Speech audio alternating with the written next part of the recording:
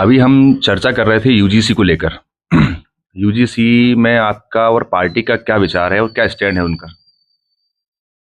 UGC में हमारे राष्ट्रीय अध्यक्ष जी बोल चुके हैं पहले से कि दोषी बचे न और निर्दोष फंसे न। क्या आप इसको सही मानते हैं पूर्ण रूप से, या कुछ पार्सली रूप से सही है परंतु कुछ कमियां इस एक्ट में रही हैं?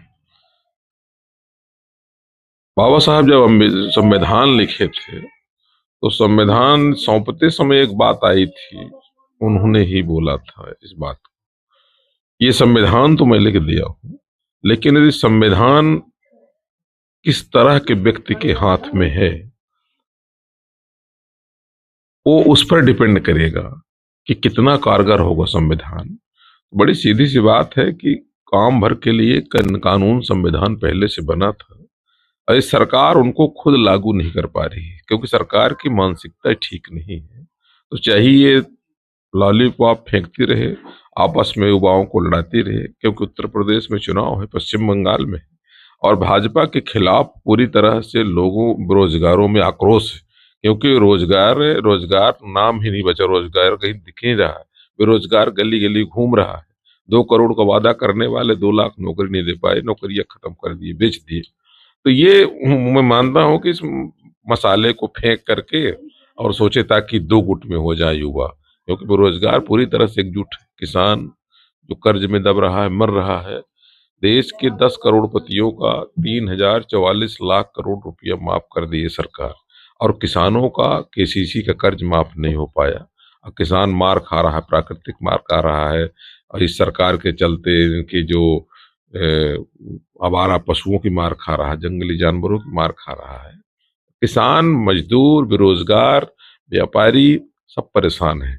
यहाँ छोटे छोटे व्यापारी टूट गए, डूब गई, कई कंपनियां डूब गई और कई बैंक मर्जर हुए, टूट गए। तो इस समय स्थिति देश की बड़ी भयावह हो चुकी है और इनको ना तो इनके अंदर नैतिकता है, ना इनके अंदर शर्म है, ना तो इनके अंदर दया है, कुछ भी नहीं है। अब ज्यादा क्या कह सकते हैं इनको। कांग्रेस की वर्तमान राजनीतिक परिस्थिति के विषय में आपका क्या सोचना है? अब ऐसा है कि मैं अब कांग्रेस के बारे में ज्यादा इसलिए नहीं बोलूंगा क्योंकि हमारे कहीं न कहीं गठबंधन के साथ ही रहे। पर ये बात सच है कि जिस प्रांत में, इतिहास उठा के देख ले कोई, जिस प्रांत में भाजपा 2 बार 3 बार लगातार आ गई है तो वहां कांग्रेस लौट के नहीं आई है। वहां जब आएगी तो तीसरी पार्टी आएगी, जो कि स्थितियां कहीं भी देखिए, आप जहां भी देखिए। तो भारतीय जनता कांग्रेस के काम करने के तौर तरीके क्या है कैसे, मैं नहीं कहूंगा, लेकिन ये सच है कि स्थिति भाजपा से बहुत दिख नहीं रही है कि लड़के सरकार बनाएंगे, और सरकार बनाएगी तो उनकी सरकार सुरक्षित रहेगी, क्योंकि जिसके घर शीशे के बने होते हैं तो दूसरे के घर में पत्थर नहीं मारता। समाजवादी पार्टी को हमेशा एक गुंडा पार्टी के रूप में जाना जाता है। एक नैरेटिव तो यही दिखाता है कि, और सेकंड उसका पॉइंट यह है कि मैं आपसे पूछना चाहूंगा कि हमेशा वाईएम का चलता है मैटर, यादव मुस्लिम का।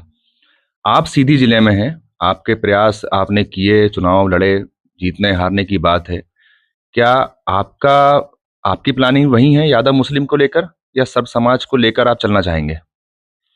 देखिए, ऐसा है कि हमारे प्रवक्ता एक बार बोले थे, आदरणीय राजकुमार भाटी जी, इस पर जवाब बोले थे कि ठीक है, मानते हैं कि यादव प्लस मुस्लिम ज्यादा बाहुल्य वोट करते हैं उत्तर प्रदेश में, समर्थक है समाजवादी पार्टी। तो वे तो ठीक है, एम वाई बोलते हैं हमारे विरोधी लोग, एम वाई कहते हैं, लेकिन 90% ब्राह्मण और करीब 80% ठाकुर समाज के हमारे लोग भाजपा को वोट देते हैं।